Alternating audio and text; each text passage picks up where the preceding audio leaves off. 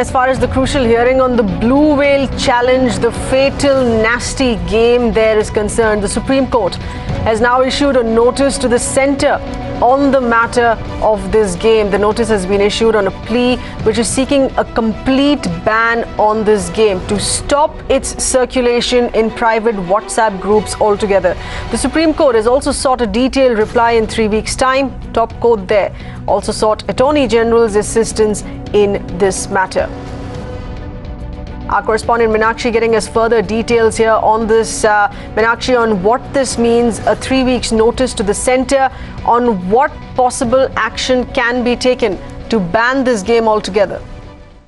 Well, that is true, and what is very interesting is the articulated, formulated position that the government now will be compelled to take, because remember, like you rightly pointed out, the Union of India is on notice, and it is the top court of this country that wants to know specific replies from the government side. Of course, we have seen in the past a lot of concern being expressed vis-a-vis this particular game, but the nature of this game itself is something which has taken everybody by surprise, be that the administration, be that the government, be that the other forums on which this game is available in its different forms that one has learnt of gradually. So the Union of India being on notice is of great import, because perhaps now the government will really have to, get back to its basics and accumulate all the steps from across the board about what has been done.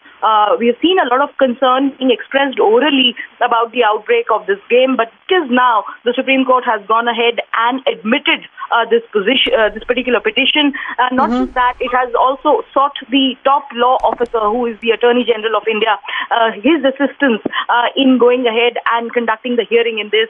Therefore, it assumes a lot of significance going forward. Back to you. Meenakshi, given the fact that now that the government will have to officially give a statement on this, but looking at how the manner in which the game efforts that have been made by other governments here as well to rein in the game internationally, what options here does the government of India have, technically speaking, on this?